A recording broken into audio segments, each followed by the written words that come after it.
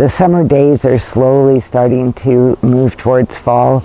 It just feels, I don't know, can you feel it in the air? That's how I can always feel the change in just the temperature of the air, and I always know the beginning of the end of summer. And the days seem to be obviously a little bit shorter, and the cooler nights are so nice. Haven't had to sleep with air conditioners running, or can have the windows open, and that has been just so nice. I'm a little sad to see the warmth of summer days going by, but because I'm a person who loves summer, but you know, there's something fun and exciting when the seasons, you know, begin to change, and you can start to see that.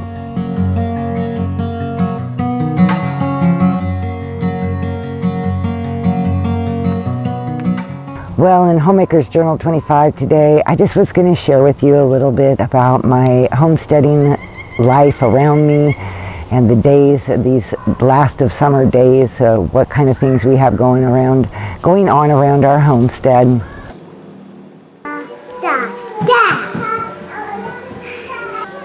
Very nice, you did it. I can do this like that. I found all the mud pieces.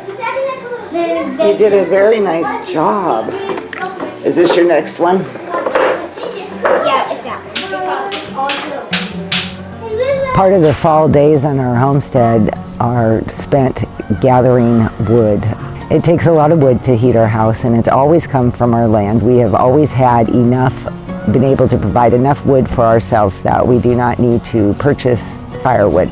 So that's been a real blessing. Typically, we just cut down dead trees and take down any place where the trees look like they're growing too close together and that type of stuff. But so the dead trees come down, and the wood gets stacked here and stacked there, and eventually makes its way to the house. That's part of our summer into fall winter preparedness that we do on the homestead. One of the things that my daughter and her husband and children who live with us, they do is raise chickens for meat. And I know for some people that might be, they may not enjoy seeing this. I don't show anything graphic, by the way. It's, you know, just the realities of life. I think we're so far removed from life's reality sometimes as we buy neatly wrapped packages of meat in the grocery store, and I think that we don't always make the connection of where that comes from. And I have just loved the process that they've really got it down to, you know, a science, so to speak. My husband's working on our deck there was some rotted boards and stuff, and he's been replacing things. So if you hear tools going on in the background, that's what it is.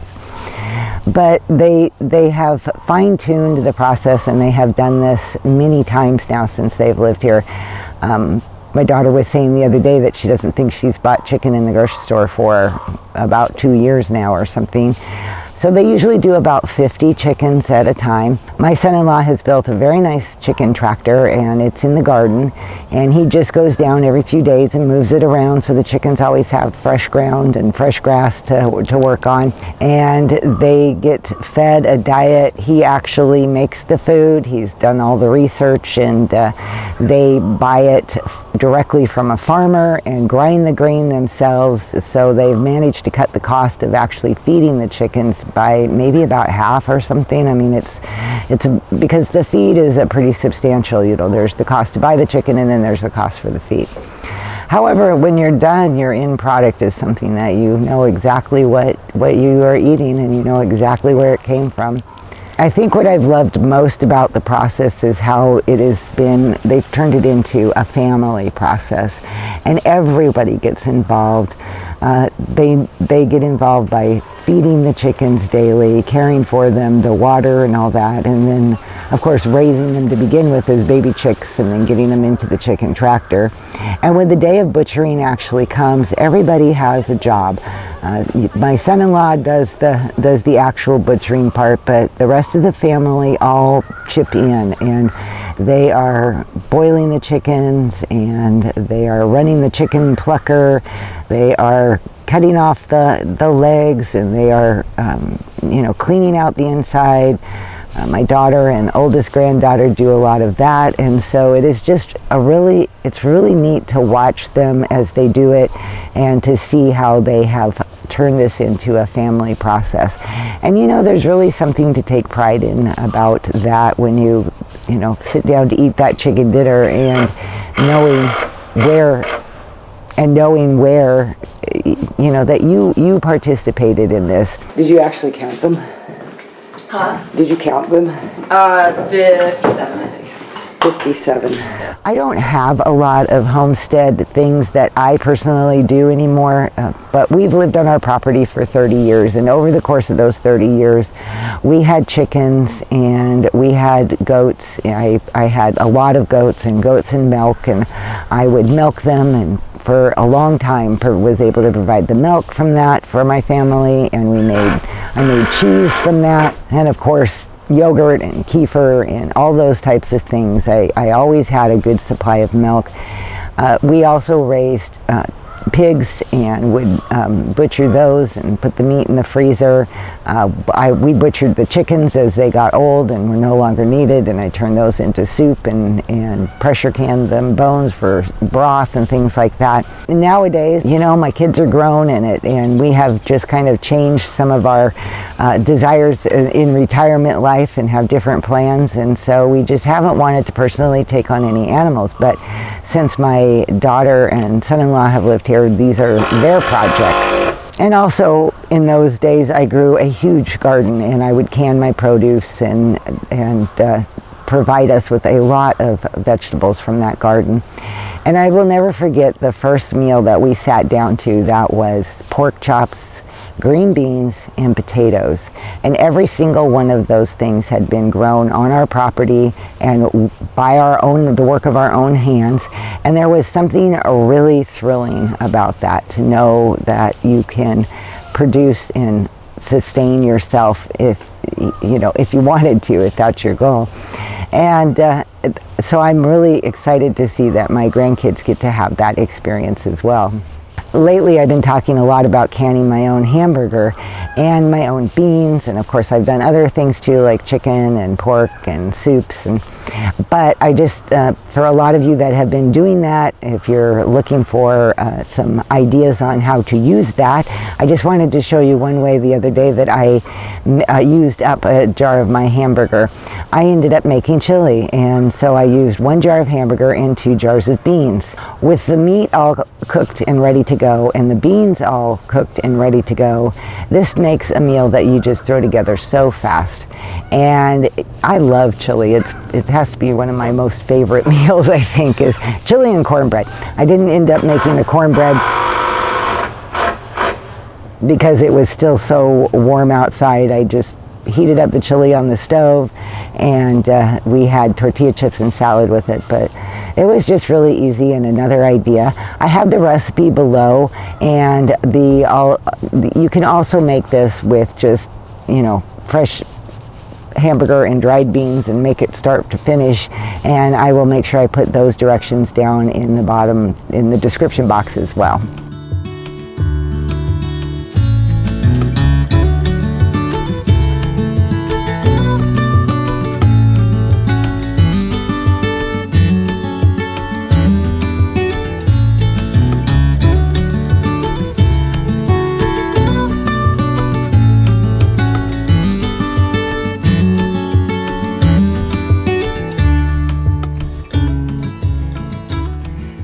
My plan for this morning is to make a batch of refrigerated cucumber salad. This is not pickles, it is considered more of a salad. You can eat it as is, or you can throw it on top of a green salad. I have made this before, and it is really good, and we really enjoyed it. And mostly I just served it on top of salads, so it just gives a nice crunch and tang to your salad. What I need for this is cucumbers, onions. I have a red onion and a sweet Walla Walla sweet onion and a green pepper. And to make the brine, the pickling brine, you need vinegar and sugar, and of course you need some salt for this as well. And it's going to be packed into quart jars. The recipe says 2 quart jars, but that depends on the size of your vegetables. So I just grabbed 3 quart jars just in case. And my biggest bowl I just pulled that out because you're going to slice up all these veggies and throw them into that bowl and put salt on them and just let that sit to the side while you work on the pickling brine.